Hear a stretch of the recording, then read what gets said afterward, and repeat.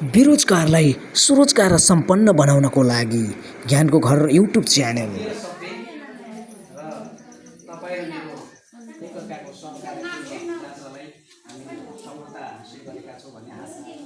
मनभरि सँगालेर आजको यस कार्यक्रम सभाको विशिष्ट अतिथि र यस हाम्रो गुन्टीगढी वार्ड नम्बर 3 को स्वास्थ्य इन्चार्ज हाम्रो सर शिव सरलाई प्रशिक्षकमा आउनुभएका र गुन्टीगढी गाउँपालिकाबाट खट्नुभएका यो वित्तीय साक्षरता कार्यक्रमको लागि एकदमै आफ्नो व्यस्ततालाई पनि केही समय दिएर आफ्नो प्रशिक्षण कार्यक्रम दिनको लागि आउनुभएको सादा मेरो प्रशिक्षकलाई पनि धन्यवाद र हाम्रो यस नागरिक सचेतना समाज नेपालका सम्पूर्ण पदाधिकारीहरूलाई र विशेष गरी म तपाईँहरूलाई धन्यवाद दिन चाहन्छु। जति पनि हाम्रो यो सूचनालाई तपाईँले यसरी स्वीकारेर सहजै तरिकाले यसरी आफ्नो सबै कामलाई थाँटेर जुन कार्यक्रम यसरी भइरहेका तपाईँले सुनिदिनुभयो। पक्कै पनि आशा मनभरि सँगालेका छौँ भनिसकेको छु मैले।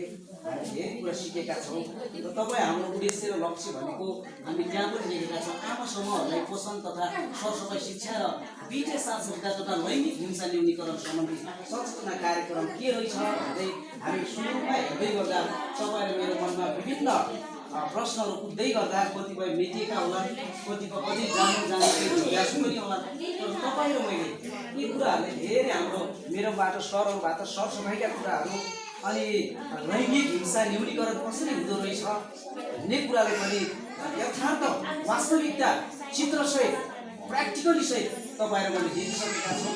पक्कै पनि आइसक्नु भएको छ। हामी बाहिर नास्ता पनि व्यवस्था गरेका छौँ। अब हाम्रो भोलि तपाईँहरूले यातायात सुविधा पनि हेरि नसके पनि केही तपाईँले हर्षमा होस् भन्ने आशाले हामी त्यसको लक्ष्य होइन, हामीले शिक्षा पाउनु र सूचना पाउनुले ठुलो महत्त्व भूमिका रहेको छ भन्ने आशा तपाईँहरूको व्यक्त गर्न चाहन्छु। र आजको कुरालाई आजको जति पनि विषयवस्तुहरू स्वास्थ्य वित्तीय साक्षरता भनेको के हो, धेरै कुराहरू सिक्नु भएको छ।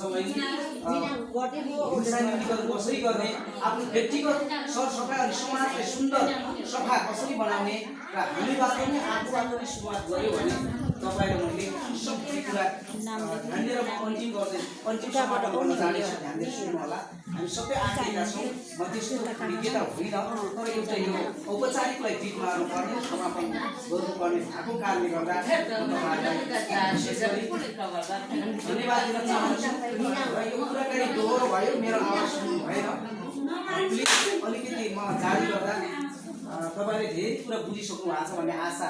पक्कै पनि हामीले सुन्ने मात्रै होइन, सुनेर खुद आफूले प्र्याक्टिकली व्यवहारिक रूपमा हामीले कार्यान्वयन जब गर्छौँ तब महसुस हुन्छ यो शिक्षाको औचित्य।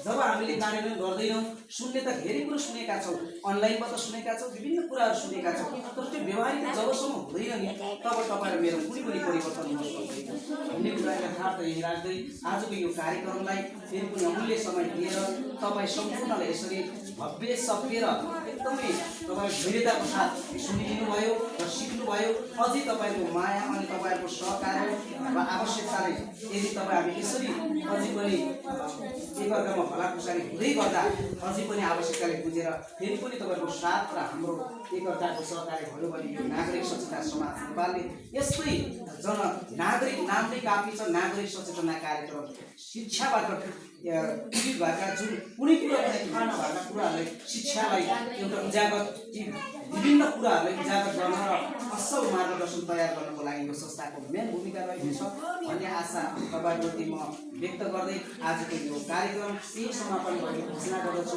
हस्, धन्यवाद।